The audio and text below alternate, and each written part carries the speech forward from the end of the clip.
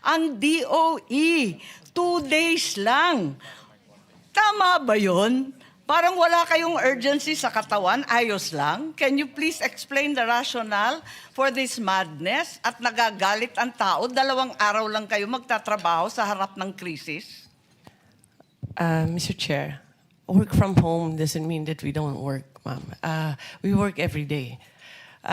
We meet every day, even in weekends. We haven't stopped actually for 8 weeks already. Yan kasi, Hindi po- sinabi ninyo kanina na yung i-accelerate yung approvals. Ang daming nagre-reklamo. Wala daw silang mahagilap sa DOE, PNOC for the approvals of contracts, for the approvals of different projects. Walang tao. 2 araw lang. Di nila alam kung sinong papasok, sinong hindi. Doon pa sa 2 araw, kalahati lang daw papasok. 50% daw yung memo ninyo. Bakit ganun? Kayo inaasahan. Namamatay na yung tao ng gutom, hindi na makapaghanap buhay. Wala nang ani, wala nang pagkain. At ang DOE ay nagbabakasyon. Tama ba yun? Mr. Chair, hindi po nagbabakasyon ng DOE. I mean, we work from 8 up to 8 in the evening, doing meetings and doing everything that we can do just to keep our country sufficient in supply and monitor the prices. All of them are working even harder now than we kahit ano. Dapat lang po, dapat lang. But how does DOE manage the crisis if half of its personnel is away? Kahit i-zoom mo pa yan nakatakot-takot, kung nangangalahati lang at 2 araw lang, yan lang talaga maaasahan. Anong klase yan? Lahat ng gobyerno, 4 na araw. Ang sabi ng Pangulo, 4 na araw. Ang private company, wala ngang tapang na magsara kahit 1 araw sa nervyos dahil ang sama ng kalagayan natin. Bakit kayo 2 days? Balikan kaya natin itong memo ng ating Pangulo na 4-day on-site. At least man lang yung DOE. Bigyan ng konting diin itong krisis na hinaharap ng ating bansa. May kung 3 beses sa isang linggo hindi nakikita, no? Twice a week lang sila pumapasok. Hindi ho talaga mahirap i-defend, no? Despite the fact na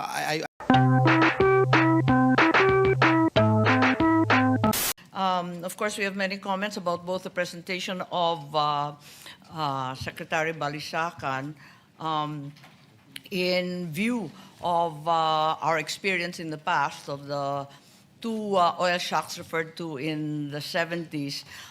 It was very clear then that there would be a short-term plan which would comprise immediate relief as well as demand reduction and fuel efficiency. So 3 bagay yun dati, no? So maliwanag nun. Ngayon parang patse-patse, kulang-kulang yung ating plano, maliwanag yun. So unang-una yung energy stockpiling, ano? In addition to stability, I would enjoin everyone to also look for expansion because we don't know how long this is going to last.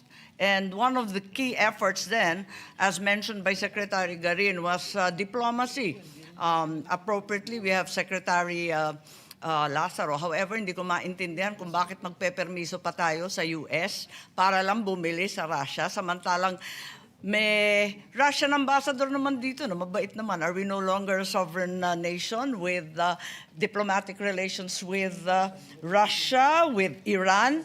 Ang Iran was very, very helpful during the Houthi pirates issue with the seafarers. Ang laking tulong nila sa atin.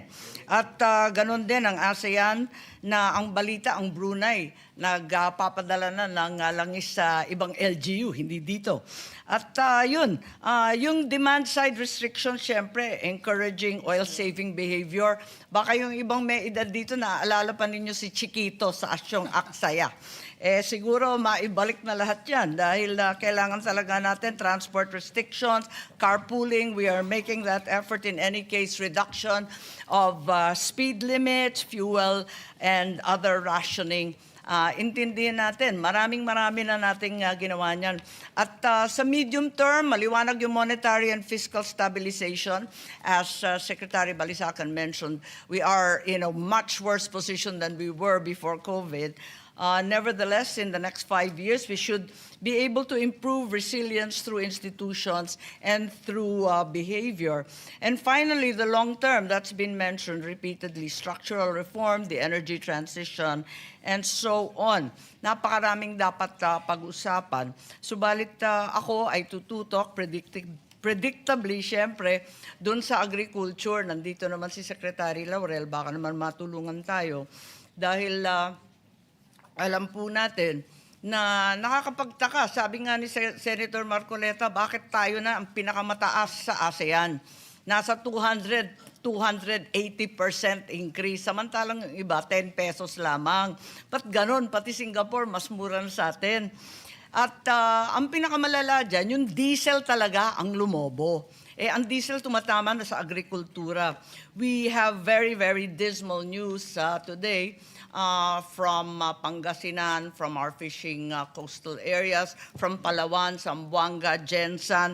At ang sabi nga sa Soxargen, 1 to 2 weeks talagang patay na kami. At sinabi talaga na hindi na nila kaya ituloy-tuloy kung hindi pa puputulin yung tax o may gagawing paraan dahil hindi nakakayanin at sirang-sira na yung export contracts natin dahil hindi sila makakapag-deliver. So nais kong tanungin kay Secretary Laurel, mukhang wala naman kayong presentation. Ang daing nila yung second oil importation ng 320,000 barrels. Makakakuha ba ang fishing sector dito? Kayo ang expert sa fishing. Ano po ang masasabi natin? Pati yung ating mga magsasaka, nakaraang buwan, anihan. Yun, problema sila. Diba? Kasi nga, anihan, wala namang mabiling krudo. Ngayon, ito naman fishery sector natin, nag-open season noong Pebrero, kailan ba? Biglang wala na talagang mabili na ma-afford. Ano bang magagawa natin para sa kanila? Mr. Chair, may I? Go ahead, Secretary Tiu Laurel. Madam Senator, basically, talagang titirik talaga yung ating fishing sector, lalo na yung commercial, let's say, talking about General Santos fishing operators dahil ating 40% to 50% yung kanilang cost of production based on fuel. Ngayon, nasa 70-80% na ang cost of production on fuel. Kung hindi tatama ang presyo at 150 pesos per kilo ang kanilang benta, they will surely lose yung tinatawag na landed selling price.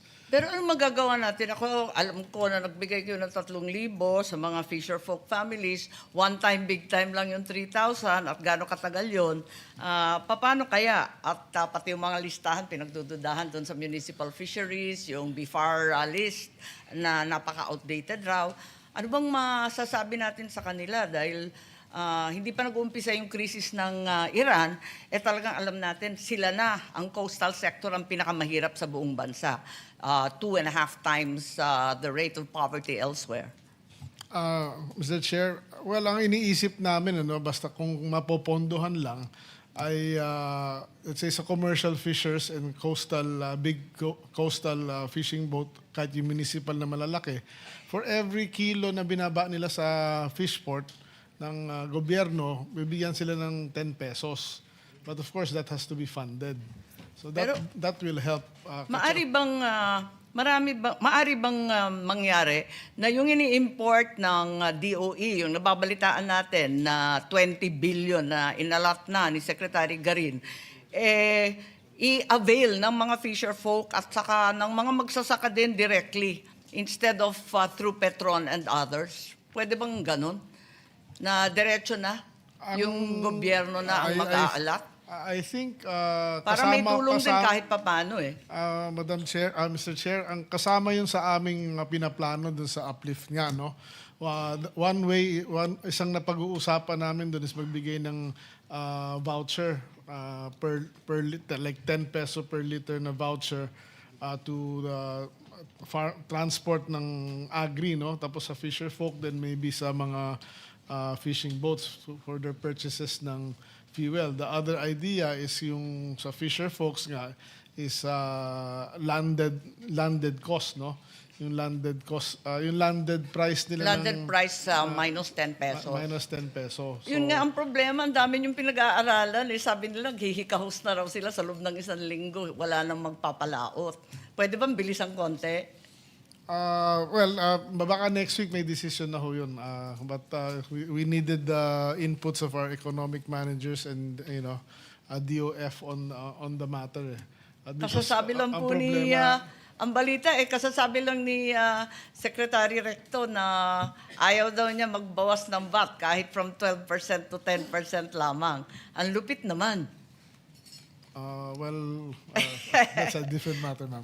Parang, isa pa yung bigas, habang nandito tayo sa agrikultura, ang balita sa palengke, wala nang regular or well-milled. So, ang mapipilitan ka bumili ng 60 pesos talaga. Totoo ba yun? Bakit wala nang regular and well-milled? Nag-aga-aga naman kinapos, katatapos lang ng ani. Well, nandun pa sa ating, Mr. Chair, nandun pa sa ating rules na kailangan meron nakalagay yun, yung percent brokenness and everything. But mukhang hindi nga sinusunod at umiikot nga kami ngayon para sitahin nga sila. Doon naman sa presyo ng imported rice, meron na kaming iaakyat sa ating Pangulo from NPCC na rekomendasyon yan na bigyan ng price cap yung imported rice na 50 pesos per kilo and hopefully before the end of the month ma-implement namin yun. Hindi ba pwede magkaroon ng SRP din? Parati namin sinisita yung DTI at yung SRP, hindi naman nasusunod. Mas malala naman sa DA. Halimbawa sa baboy, yung 170 naging 350 na sa retail. Ang laki ng Linobo, 170 pesos, yung live, Ngayon, 230 na, yung live. Wala bang SRP dyan, tulad ng sinasabi ng ibang senador? Bakit naman lumulobo dito sobra-sobra sa ibang bansa, hindi naman ganito? At saka bakit yung DA, wala namang control dyan? Mr. Chair, basically, yun ang pinakamalaking problema namin sa DA. We can only impose or catch or kung under the Price Act. Kung SRP or MSRP, technically, we have no power even to nasitahin sila. Kaya yun din isang request ko na baka pwedeng may legislation tayo na especially in emergency, na the DA can do price controls on certain agri-goods.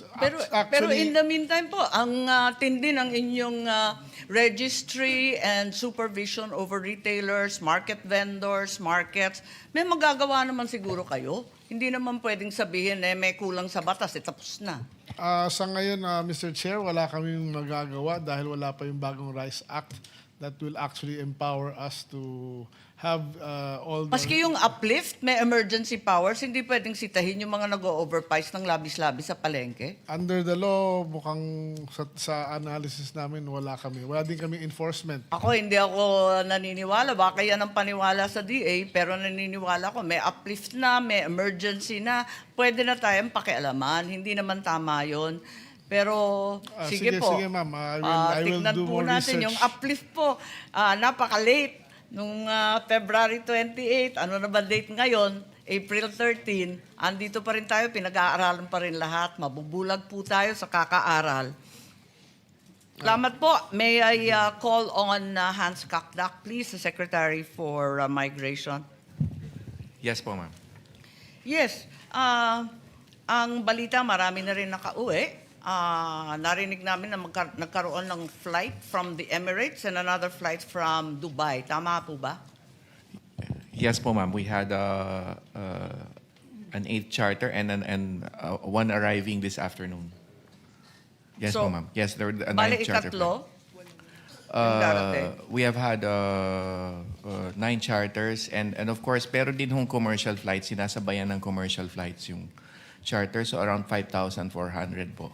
Okay, can we please be provided with the breakdown of those flights and the numbers Yes po, ma'am. Yes that po, ma'am. were involved? Marami po kasi nagre-reklamo, sang katutak yung reklamo ng ating mga OFW na pineperahan daw ng gobyernong ito ang kanilang mga tiket. Kung paano daw nangyari na 190 pesos kada repatriation from the Middle East to the Philippines, samantalang tumutulong yung Emirates government, pati yung Dubai, lahat tumutulong. Bakit times 3 daw yung pera? 65.36 million ang gagastusin. Hindi pa tapos ang issue sa Public Works Flood Control. Eto na naman kayo, wag naman sana pati kami gamitin. Ang dai-dai pong email, ang dami-dami ring reklamo. Pakipaliwanag bakit lumobo ng labis-labis, parating sinasabi yung fuel cost. Hindi naman nag-times 3 ang airline ticket. At yung insurance hindi rin nag-times 3. Bakit sa DMW nag-times 3? Ma'am, yung pong charter ticket per person runs up to a range of 96,000 to 127,000 per person. We charter a plane out of a Dubai charter company. Again, we have had the 8th one. The 9th coming in today. Chartering is our deemed method to bring people home faster. Dahil po dito, in a span of 5 to 6 weeks, nakapagpauwi po tayo ng 5,400 OFWs and their dependents.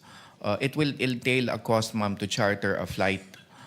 If we did this commercially, there's only one airline out of Dubai, and that's EK. It will take a bit more time. Ang estimate namin, maybe 3 to 4 weeks to bring in the same amount we brought in through charter. But having said that, ma'am, with the current ceasefire, nag-open up na yung seats.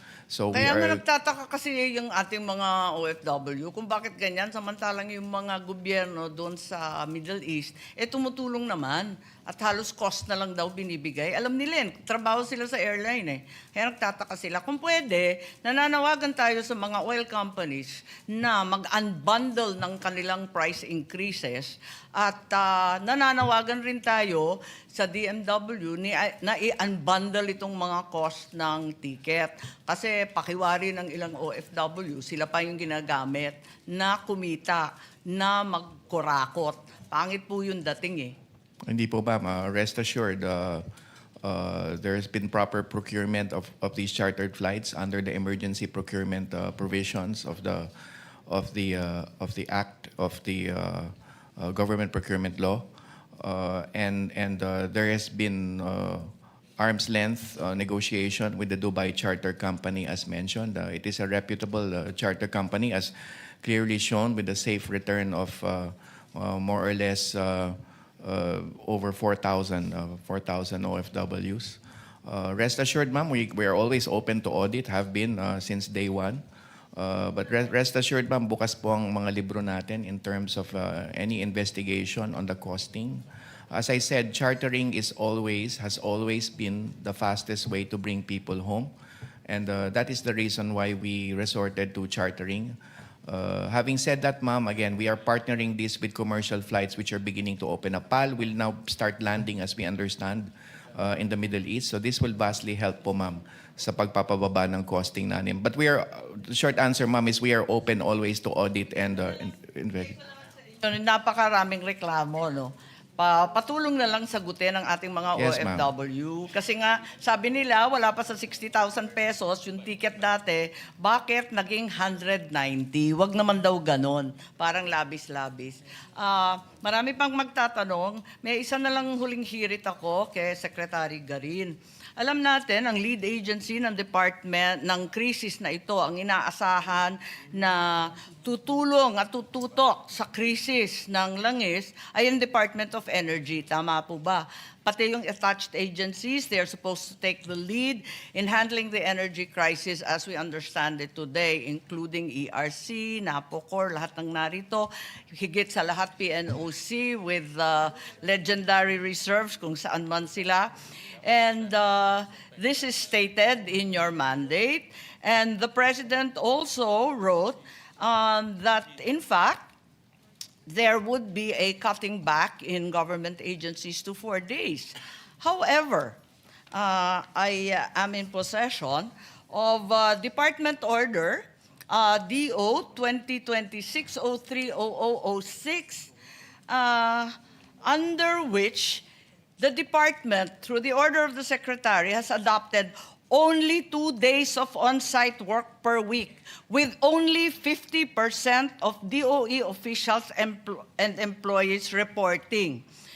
And the rest is all work from home. In comparison to Memo Circular 114, they were mandated for a 4-day on-site work arrangement.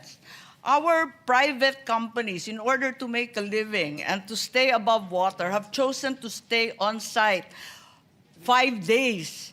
Hindi sila nagbabawas. Only a few companies like Del Monte and Aboitiz, nagbawas nga, Monday naman to Thursday. Ang DOE, 2 days lang. Tama ba yun? Parang wala kayong urgency sa katawan, ayos lang. Can you please explain the rationale for this madness? At nagagalit ang tao, 2 araw lang kayo magtatrabaho sa harap ng krisis? Mr. Chair, work from home doesn't mean that we don't work, ma'am. We work every day. We meet every day, even in weekends. We haven't stopped actually for 8 weeks already. Yan kasi, Hindi po- sinabi ninyo kanina na yung i-accelerate yung approvals. Ang daming nagre-reklamo. Wala daw silang mahagilap sa DOE, PNOC for the approvals of contracts, for the approvals of different projects. Walang tao. 2 araw lang. Di nila alam kung sinong papasok, sinong hindi. Doon pa sa 2 araw, kalahati lang daw papasok. 50% daw yung memo ninyo. Bakit ganun? Kayo inaasahan. Namamatay na yung tao ng gutom, hindi na makapaghanap buhay. Wala nang ani, wala nang pagkain. At ang DOE ay nagbabakasyon. Tama ba yun? Mr. Chair, hindi po nagbabakasyon ng DOE. I mean, we work from 8 up to 8 in the evening, doing meetings and doing everything that we can do just to keep our country sufficient in supply and monitor the prices. All of them are working even harder now than we kahit ano. Dapat lang po, dapat lang. But how does DOE manage the crisis if half of its personnel is away? Kahit i-zoom mo pa yan nakatakot-takot, kung nangangalahati lang at 2 araw lang, yan lang talaga maaasahan. Anong klase yan? Lahat ng gobyerno, 4 na araw. Ang sabi ng Pangulo, 4 na araw. Ang private company, wala ngang tapang na magsara kahit 1 araw sa nervyos dahil ang sama ng kalagayan natin. Bakit kayo 2 days? 2 days, ma'am, because we are aware that we have to save energy and electricity in this. From the get-go, we wanted to Sa push. sobrang saving naman ninyo, Secretary Garin, hindi naman yata tama na walang pumapasok yung mga oil stakeholders, lahat ng umaasa na makabili ng mas murang langis, walang mahagilap sa DOE. Wala raw katao-tao sa PNOC. Wala daw tao sa ERC. Ano ba ito? Mr. Chair, the bureau that's OIMB, that's downstream, that's there all the time, even on weekends. PNOC is there also. ERC is there also. All the personnel na dapat nag-handle ng mga frontline natin, nandyan, Mr. Chair. Those that are not in the office are continuously working. These are all, we have had a system of e-signatures, and this is not lang. I'm sorry, pero hindi po I mean, you can see naman kung ano yung pinanggagawa namin over the last 8 weeks. It is not because they are at home and they are not doing anything or nanonood lang ng TV doon or hindi nagtatrabaho. We can show it in our accomplishments, Mr. Chair. Lahat po sila overtime yan. Hindi po nagtigil ang trabaho dahil work from home. The objective of work from home is not to stop working. It is to become more efficient. Ngayon po, we are trying to save for the country para Hindi ba sinabi ng Pangulo na 4 days? Bakit kayo kinalahati pa yung 4 days? Hirap na hirap. Yung mga pumupunta sa DOE, magpapapirma sa PNOC, walang tao. Andito Section 3 mo Eto the DOE shall implement a hybrid work arrangement whereby officials and employees shall render 2 days on-site work per week. Ibig sabihin, wala sila doon. Eh, sino naman ang magtatrabaho? Sinong pipirma? Sinong kakausapin? Sino mag-a-approve ng kinakailangan natin kapag ganyan? Kaya pala, pag nagtatanong kami, wala na kayong sinabi, kundi pag-aaralan, ire-review, babalikan, pagmimitingan. Kasi nga, 2 days a week. Mr. Chair, PNOC is a GOCC, so I cannot speak for them. But I'm speaking in behalf of the Pareho rin po. But all contracts are all on deadline, Mr. Chair. Wala po kaming lahat po ng mga service contracts. They continuously, we only have 30 working days for that to sign, and those are signed before the 30 days. Lahat po ng meetings, we are still ongoing with that. Even our oil companies, our bulk distributors, everyone po, minimit po yan. Wala pong tigil po yan. Even on Friday, we have, I have 6 meetings with all the LGUs, and that doesn't stop us from working.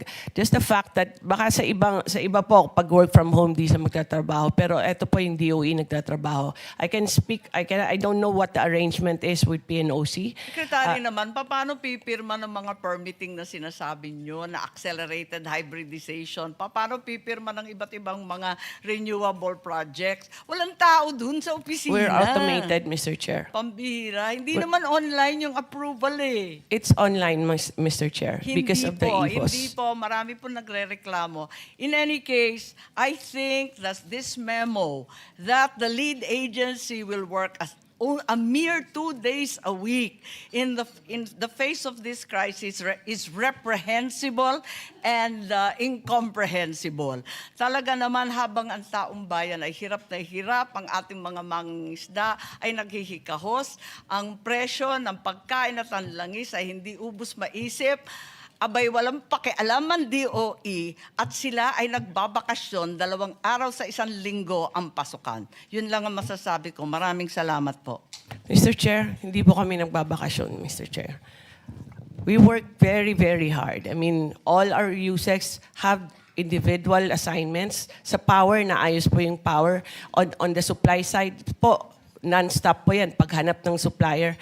On enforcement, our offices, even though wala kaming tao, pinupuntahan po lahat po ng mga reklamo. It's not stopping the work, Mr. Chair. Our efficiency is even higher now because we are, despite the fact that we are work from home. Hindi po na titigilan yan. If there are applications for service contracts for renewable energy, that goes through EVOS. And all of that is on time. Those are applications, we comply with it, with the legal requirement that it has to be finished in 30 calendar days. Wala pong deemed approved yan kasi bawal po yan sa DOE. So we are doing everything on time. And if there are applications, our frontliners are there. Naka-assign yan na dapat kung may nag-apply po ng gusto nilang bagong gas stations, the office of Director Rino is there, and they're actually practically there 7 days a week because of all these problems, Mr. Chair. Secretary, I have no desire to argue with you, but the facts are evident.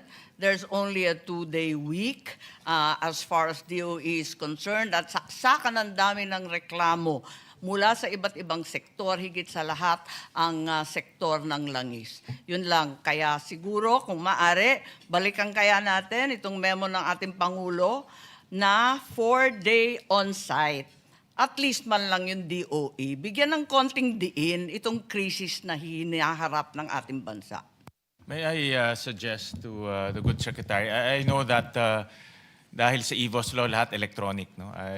We push for that law na lahat electronic, time-bound in approval. But I think because of the magnitude of the problem right now on oil supply, nako-focus lahat sa DOE. So may I suggest just to revisit that policy of 2-day work week. On the other side is also optics. No? Lahat nakatingin sa DOE. Pero kung 3 beses sa 1 linggo, hindi nakikita, no? There's also the optics problem rin in that sense. No? So may I just suggest to revisit that. Tingnan kung talagang effective and efficient ang nagiging output. Mr. Chair, yes, we will revisit, Mr. Chair. And also, we are also pushing for energy efficiency for everyone. Kasi this problem can go on for 6 months to 1 year. And it seems like even this week's news, it's going to get worse because of the pronouncements of President Trump. So we are pushing for efficiency in electricity as well as in fuel. Kasi kailangan talaga everybody has to practice this behavior. And as mentioned by the good chairman, we will revisit the advisory, Mr. Chair. Thank you. Thank you. Before I... May I, Mr. Chairman, just a very short interjection. Me being the author and sponsor of work from home law, Mr. Chairman, and we fought for this measure for quite some time, and I understand where the secretary is coming from. She wanted to do everything and become the model department for the government. Pero just like what the chairman has mentioned a while ago, and I would also appeal, Mr. Chair, for the secretary to consider this more on optics, Mr. Chairman, kasi talagang yung taong bayan tinitingnan ng DOE as a very important department, and if it is in the headlines and everywhere na twice a week lang sila pumapasok, hindi ho talaga mahirap i-defend, no? Despite the fact na I would think, Mr. Chairman, that the secretary is doing her best to ensure that they are doing their jobs and that they are complying with all their targets, etc. Pero hindi talaga maganda yung 2 beses sa isang linggo pumapasok yung sa pandinig yung mga kawani ng pamahalaan dun sa Department of Energy. So salamat, Secretary. Salamat din, Mr. Chair.